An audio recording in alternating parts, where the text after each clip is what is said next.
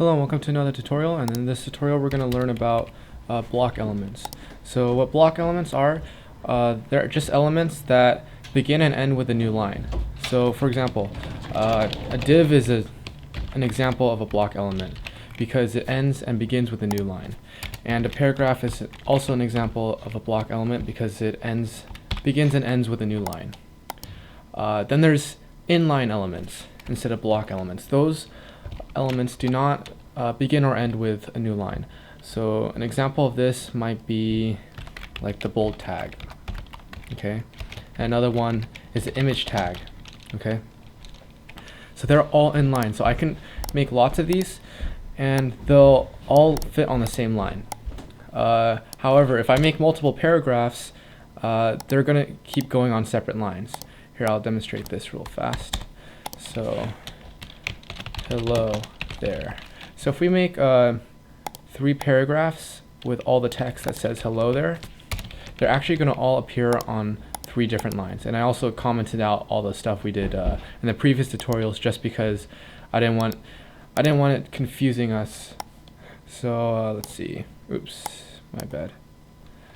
Okay. Didn't mean to do that actually. Let's double click that. And as you can see, it just says hello there, hello there, hello there on 3 different lines. So if we go back to here, and we change these paragraphs to like a link. A link is something, a link is another example of an inline element. So links will not begin or end with a new line. So let's see the difference. Okay, save that. Refresh the page, and there we go. It says hello there, hello there, hello there, all on the same line. So those are the main differences between block elements and inline element. One of the more popular used block elements is the div element. And we saw it earlier in a previous tutorial when I was trying to center the table format for the website, so the whole website is centered. So the main purpose of divs is usually to organize content and to put things in an organized way. So you can sort of simulate what we're doing in the previous tutorial, trying to make columns, make our website into columns and stuff using divs. Although there's a little bit some tricky parts, especially between different types of browsers. That's why I like to avoid using it. But you can also do a lot of other cool things too.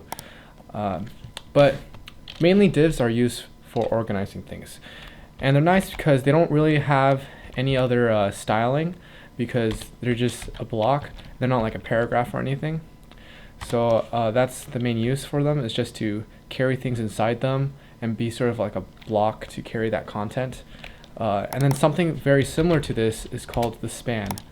And the span element, what it does is it does nothing. It's just a clean slate. It's just an empty element. Has no styling, nothing whatsoever.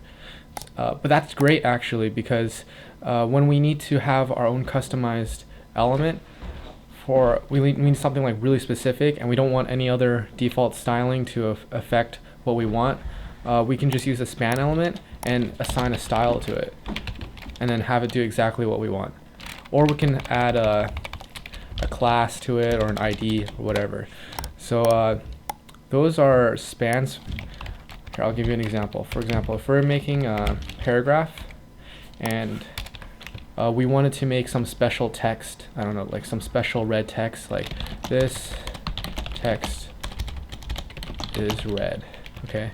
And we wanted, anytime that the word red appeared, we wanted to, or just whatever word we wanted. If we wanted to like arbitrarily make a word red, we could just make a class called red or something, and then here in our style up here we can say make a style class and make the color red. Okay, oops, that wasn't the right name. There we go. So if we make a class red, and we assign it to the span class. That's useful because we can easily just make anything red, or anything we want. We can style it any way we want. So that's sort of the use of the span class. It's just really to either style something, or you can assign an ID, and then you can use JavaScript whenever you want to reference that certain area without affecting the style or changing anything. So that's really the main use of span. The div element is slightly different because it's a block element, but it's sort of the same idea. But it's more for organization because it does have a style, because it has a begins and ends with a new line. But if we actually style this by saying display inline, I think this makes it exactly like a span. So I think that's the only thing it does. But the cool thing about this is you can easily organize these into like little different sections.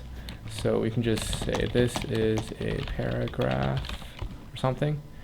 Just copy this. And let's make the width of each of them. Oops. That's 10 pixels. So we're gonna make it like really skinny. This is just to demonstrate a point here. Okay, let's refresh it. Okay, well that didn't work out because this is actually way too skinny. So I'm gonna make it a little bit bigger, maybe like 50 pixels. I think that's good, so they don't overlap. Maybe a little bit bigger, like 70. I think 70 will be good. There we go. So this is nice because you can organize like little blocks of, I don't know, blocks of text or blocks of any content you want, and you can have it float to the left, or it just tries to go left as much as it can. Otherwise, if there's some constraint squeezing them in, it'll just go to the new line. So that's a pretty cool thing that you can do with divs. But so yeah, those are the difference. That's the difference between inline and block elements. I know this is sort of just sort of a broad view over them, but they're really useful, especially when you're trying to do specific styling and stuff like that. And we'll probably learn more about them later. And I'll teach you more about this float attribute here.